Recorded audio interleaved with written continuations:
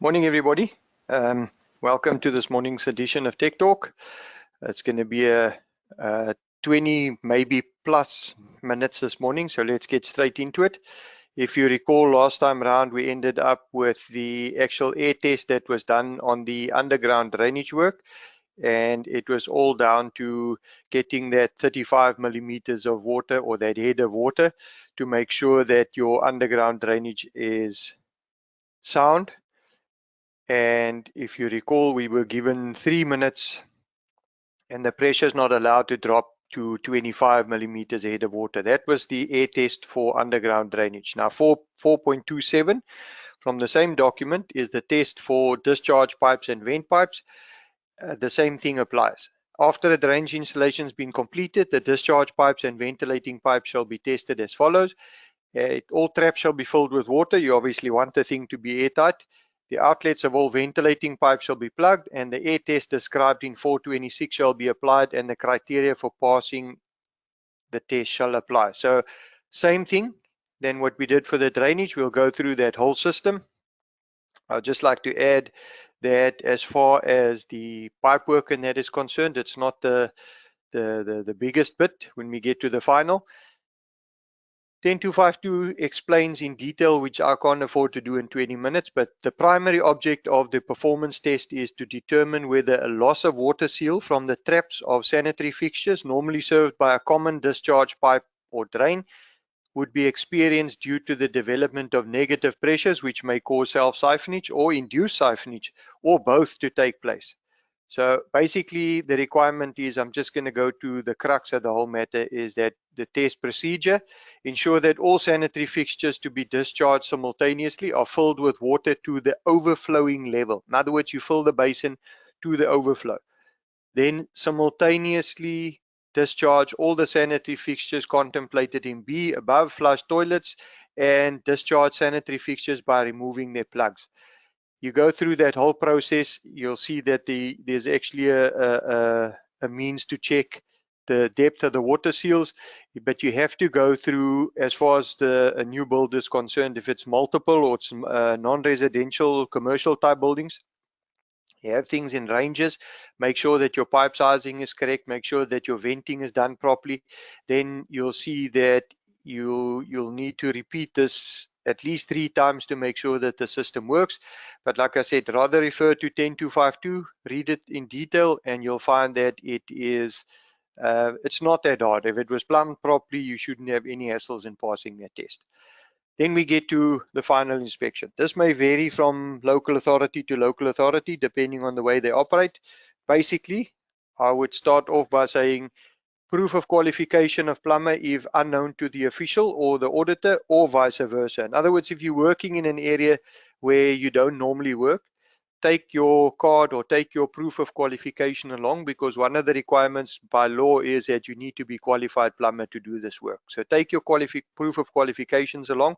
Any other supporting documentation, whether it be a COC, whether it be a letter from the engineer, being whatever, agreement certificate, or you have got some paperwork that'll strengthen your case, take that along. Access required to the entire structure. Guys, it's happened to me on numerous occasions where you get to the job and we're busy with an audit, or you're busy with an inspection for completion, and you walk around and you say, okay, we need to look at the geysers, and the guy go, oh, you know what, they're actually in this room here, but these guys aren't here, or the owner's got the keys or something. That means you've got to go away, come back again, and it's only human nature. Second time around, your mood is not as flowery as it was the first time around. Equipment for testing, that includes all the pumps, lights, whatever, ladders to get into ceilings, all types of equipment that you need to get to the work that you've done. Take that along, make sure that it works. So this happens before we get to site. When we get to site, we'll start off by looking at the material. And I've got extracts from both of the standards there that says that in any drainage installation, any type of joint between pipes and fittings shall be appropriate and compatible with the materials, and they need to work and they need to withstand the 50 kPa internal and 30 kPa external water pressure. 10252 goes into a bit more detail, and it says that pipes, fittings and fixtures and materials shall be selected to operate effectively under all working normal conditions likely to be experienced in the specific installation for the anticipated life of that installation. Now, when the building regulations talk about expected life for a building, we're talking 30 years. We're talking long term. We're talking someone is investing money in a building, and that's how it's got to go. And then used in accordance with the manufacturer. You can go through all of these details, the theory bit. What I'm going to show you now is I'm not going to go through each of these here. You can have a look at your screens. Scary stuff. We're talking about underground drainage being used above ground. We're talking about material failing in the UV. The same thing would apply to, okay, let's do it like, there we go. If it starts cracking along the lid, you've got a problem. It's supposed to be watertight and airtight. That is obviously open. Yeah, you can see, for those guys that don't know me, I'm actually quite a petite young man. That's my left hand. So if I can squash a piece of 110 mil drainage pipe like that, there's obviously an issue with that pipe. Can you imagine if you had to fill 2 meters worth of soil back over that pipe, or have it in a 500 deep trench and have a load put onto it? These scourges over here, we'll have a look at a couple of them. They don't belong in our plumbing systems, and it's not an opinion, it is in 10400 Part B. You've got different materials being used or mixed, no system. That HDPE is a system. So adding stuff onto that with, I mean, I don't know how you can live with yourself if you end up leaving that on a site. These two hard hats, by the way, were actually catching the water dripping from that, and then it was overflowing into the next hard hat. So this here, same thing applies. I don't know where they get these things, but they don't belong. Same thing here.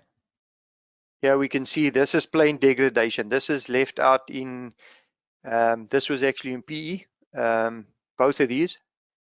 So according to building regs, we are moderate coastal. We shouldn't even feature when it comes to having hassles like this. Yeah, you can see the sun burnt this thing away. This junction on the other side, that's what happened there. It actually started disintegrating.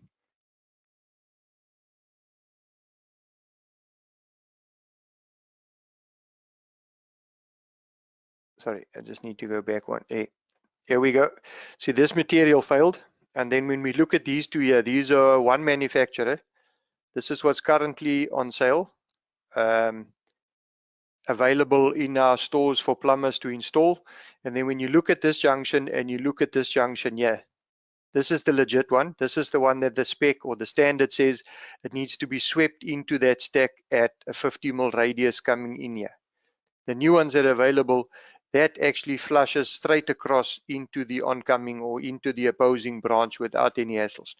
Got one of two choices. It either sweeps in by a 50 mil radius or joins at 45. It never mentions a 90-degree junction like that. So have a look. Sometimes it's just an imported product. Sometimes it's an oversight. Sometimes it's the material itself. I'm not saying they're doing it on purpose. I'm just saying that have a look out for these things. Yeah.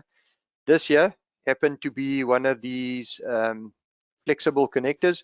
And you know what happens in the house when no one's looking and someone needs to get rid of something, they dump it in the toilet. So something hot from the kitchen come along and it gets melted away without even looking at it. So that's inside the house. That's part of the inspection. Let's talk plumbing. This single stack has got that junction, and you can see it's failing. It's busy disintegrating. So we get a phone call saying that the stack has leaked or there's water coming out of the stack. We need to fix this thing here. One junction was put in here. And looking at it like a plumber is supposed to look at it, I say 6 or 7 cuts because we need to cut one pipe, 2, 3, 4, 5, 6. And if you can't persuade this one to let go, you might have to cut the 7th pipe. You'll be using a minimum of 11 fittings, Kimberley socket, top and bottom, new junction in its place, hopefully a compliant one this time. I'm not advocating using these ho-hos over here. But you need to replace them because you're definitely not going to be using those things that are falling apart. And then you need to join up these 40 mil waste pipes that were coming in here. You need to join them up there. So one fitting Firstly, you have to build a scaffold. You need to get back onto the system and you need to make sure that you can work on this area here. So that's half a day, 6 or 7 pipes cut, minimum of 11 fittings. If you can't get them out here, you possibly have to replace the reducers as well. So for one fitting that was installed non-compliant, you're looking at all of this, half a day, scaffold, everybody else, and everybody's miffed because it's costing money and it's a bit of a problem. And the plumber that did the original job is nowhere to be found. Okay, so we've now looked at the material. Is it, if you're not sure, you can ask, preferably at the construction stage, you can ask your supplier or the merchant. But the point is we need to make sure that the material that we use are compliant or is compliant. Access provided. So we've looked at the drainage access. There's rodding eyes all over. We're looking at getting into the drainage bit. Then we get to above ground. Guys, this is not a system. And the reason for that is that if you go to SANS 10252 part 2, figure 13 on page 50, you'll see that that is the diagram that indicates what a stub stack looks like. And it requires full bore cleaning eye on the top. That's how you get through those two bends at the bottom. That's how you get into the drain. So that is not access. Sorry, except that those two there, also not access. You can see once that black line has been bricked up, there's no access on that point there. So if you're looking at the washer and basin and there's a room between you and the stack outside, then you know this thing has gone in somewhere where it shouldn't. Here we've got a 160 mil UPVC line picking up a high-rise building. That there is not a fitting, and then it bends to the outside with no access through these two fittings here. So that would be a definite fail. This guy never thought anyone would come and look at this job, so he left the IEs off, and this then goes through under the building with no access on this side here. There's no access on the waste pipe. Yeah, we have got a bit of access bricked up or built into the duct. No way to get in there. So you've got an IE through a 45 and a 90 plane bend on these scourges over here, so you can't get access into these things. It just becomes a general problem. And you can keep going. That's the bottom of a stack. You can see there's no access anywhere in here. Once that bit of drywalling goes up here, we have actually got toilets. I think there were 3 when, if I recall correctly, there were 3 toilets connected on the horizontal, which would mean that these things, when they get boarded up or the boarding goes up, there's no access to any of those fittings. Same thing happens here. You can see this pipe's actually got a bit of a backfall on it. And then the problem that most of these HDPE systems have is, and I do believe they are actually making work of it at this stage, but nothing's forthcoming yet. See, there's no access, can't have that. So you're signing it off as a compliant job. This thing was actually boarded up with little bits and pieces afterwards. No access in there, can't get in there. And then important part of drainage, or drainage excludes the bends at the foot of the stack and the bit of the stack that's underground. So when you're looking into what should be a junction and an end cap, that 90-degree short radius bend down the bottom does not comply. The standard says 245s or a minimum radius of 300 millimeters on that foot of the bend at the foot of the stack. Then we need to make sure the standard says that your rodding or your access for rodding needs to be water and airtight. So these little single seal covers or lightweight single seal cast iron covers, they don't comply. They're not watertight. They wouldn't be able to withstand the 50 kPa internal pressure if you had to be plunging somewhere else or you need to be working somewhere else on the system. These would not comply, and obviously they'll let, you can see they let rainwater in at any given time. They're not sealed off properly. So you see any of these, this one you'd probably have to bash that pipe or that end cap off with a hammer to make sure that you can get access to the drain. Then we looked at them the last time around. Now we're coming back for the final. We should be on what's considered finish level or paving level, or at least an indication of what the level is. We look at the depth of these gully traps, and the standard is very clear in saying that the surface level of the water in the gully shall not be 500 mil below the overflow of that dished gully. More than that, you'll be fishing your your vehicle keys out there. And that was just a stupid example of what happened to me. But if there was any paint or tile grout or anything gets dumped in there, they could be able to settle down the bottom that you can't fish out with a piece of wire. You need to be able to get in there and physically remove something from that trap. This is more of a nuisance than anything else. Readily accessible means you don't have to cut these waste pipes off and able to get the grid out to be able to clean that gully there. So putting these wastes over there, like I said, sometimes you get to a house and they've got like the whole, looks like the neighborhood going into that gully, and you've got these pipes extending over the grid. So those are definitely an issue. And then please guys, have a look at these precast tops. You can see this one means absolutely nothing. And you can concrete it in, everything is done, ready to go, and the water that runs into this gully simply seeps between the precast top and that 110 mil piece under the hopper, and it basically becomes a soak away up against a building, being a nuisance, all because someone never paid attention when they put this top up. Same thing here. There's a requirement in the standard that says that the cross section of the seal and the opening on the top there needs to comply. This hot connection, this 50 mil connected to a drain underground. There is no such a thing as a 50 mil drain. We're talking about 110 mil diameter minimum. And then last but not least, around the gullies, they shall be installed in such a way that they do not allow rainwater to just drain away into that gully. You remember P3 says you can't have sewage running into a stormwater, but you can also not have stormwater running into your drainage system.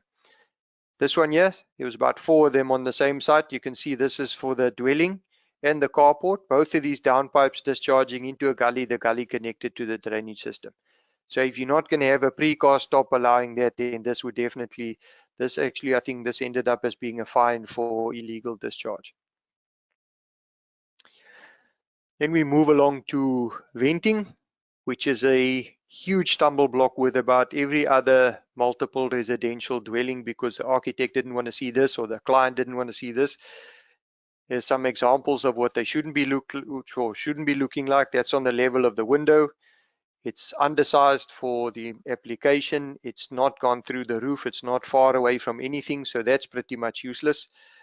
These below the flood level of the toilet. By the way, if you read the pamphlet that comes with these vent valves, most of them will tell you that you can't install them below the flood level of the toilet or the flood rim of the toilet. So this one also under the window. Same thing here, undersized for the application. It should be a 110 mil pipe that goes straight up and then the toilet connecting into it, or this whole stack should have moved in there and moved across and down. There's a nice vent cowl under the window, so you don't even need to wait for the vent valve to fail. You just simply install a vent cowl to make sure that everybody smells what everybody else is doing. You can see this here. Very little fall on the pipe. Too long a distance to the stack or to the discharge stack, and then you realize, but I need a bit of oomph to let it go. So you just install the vent valve right next to the toilet inside the bathroom.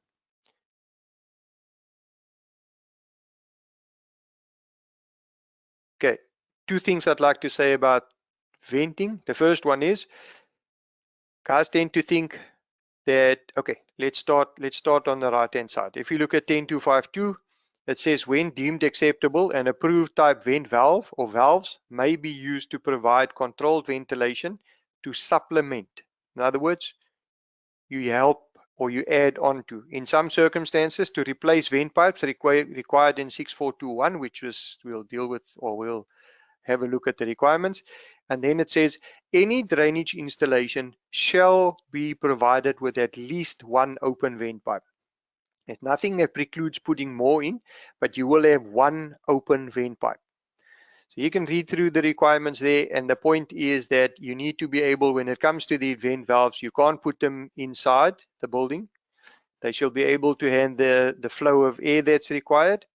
And then it says here that any ventilation pipe that requires pressure relief fitted with a vent valve or valves that can provide both pressure relief and vacuum relief. In other words, when we're talking about a one-way vent valve, it's a unicorn. There is no such a thing as a one-way vent valve. They might be out there, but they can't be legal because the standard says you've got to give pressure relief and vacuum relief. When we look at, have a look at this thing now again, but so this thing says you either supplement or you provide one open vent pipe per site. You're looking at every installation shall have an open.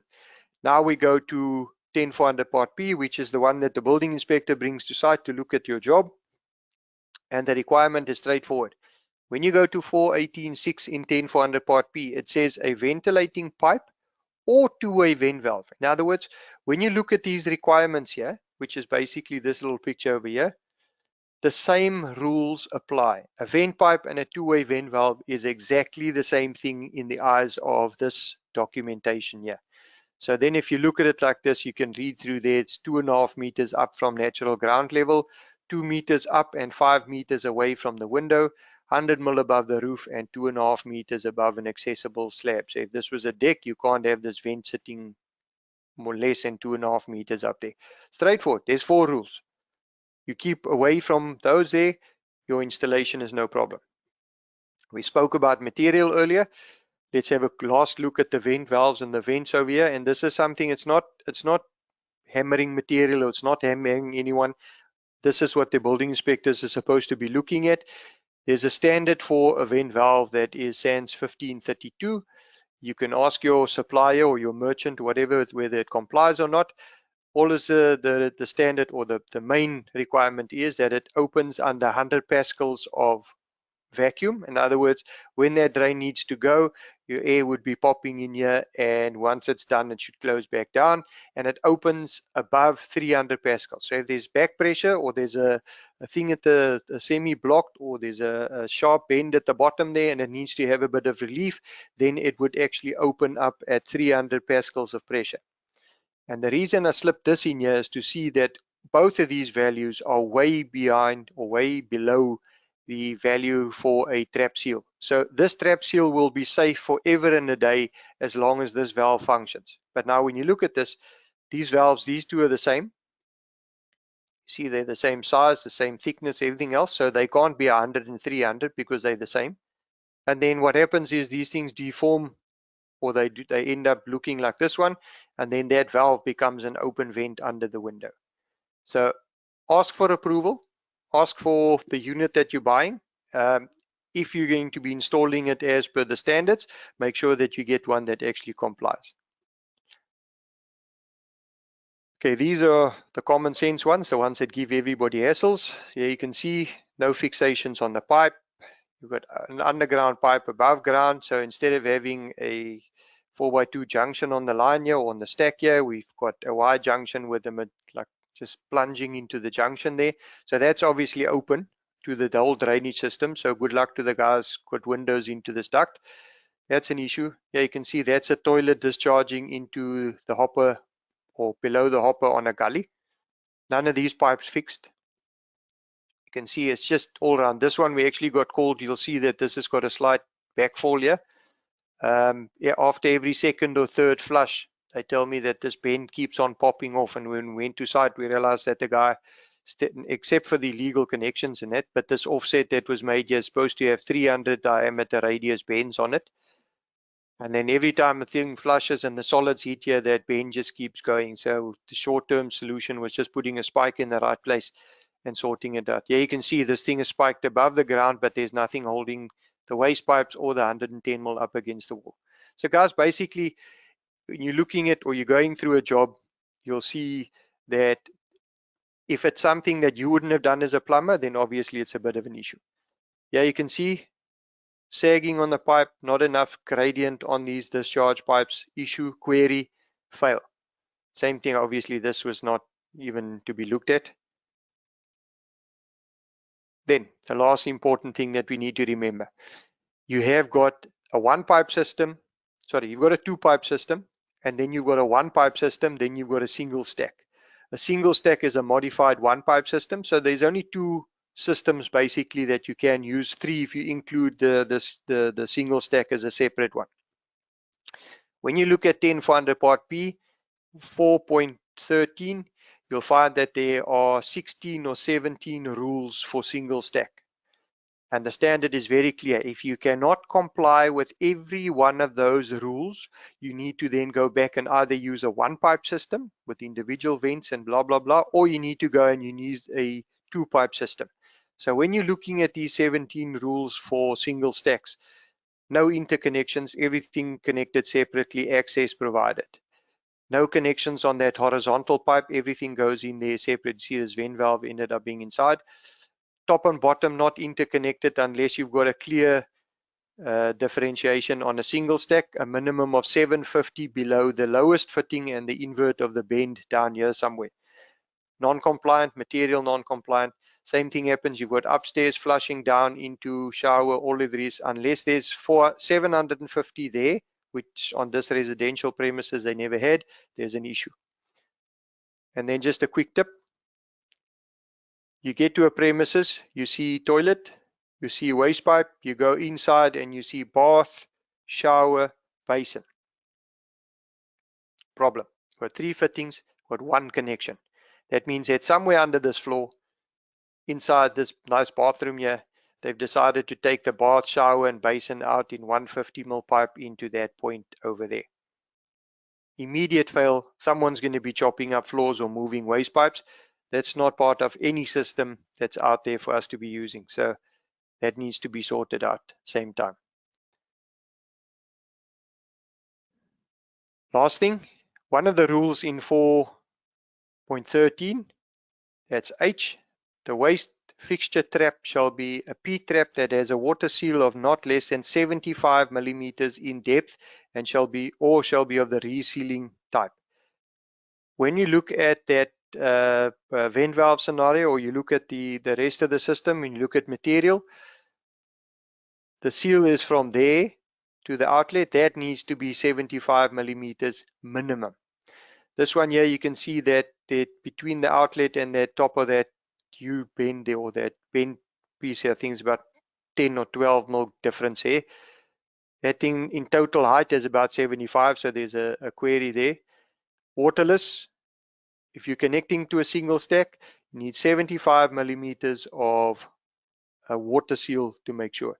These interconnections here, you can see this little shorty down here, non-compliant. So have a look. One of the requirements is make sure that you put in a trap that actually has a sufficient seal to keep the building safe. Then you get to the kitchen, you've looked at the whole job and you see there's a nice little there's a hose, or there's a hole 45-degree angle going into the wall where the hose disappears into. That is what a washing machine connection looks like. You need a trap, you need height to make sure that the water level in the machine gets up to the required height. You need height there. You need a water trap for a seal, 75 millimeter seal again, and a maximum of 3 meters to connect either into the stack or the gully, because the guys will tell you that they put this pipe with a bend at the bottom because it discharges over the gully. Even if it goes to the inlet of the gully, we need to make sure that these things comply. And then last but not least, out of this rush, we need to make sure that everything is clean, flushing, traps are clean, everything else is done. So that's my little bit this morning, and I'm sure we've got a number of questions. So the ones that we can deal with, we can deal with. Otherwise, we can answer the emails that we get.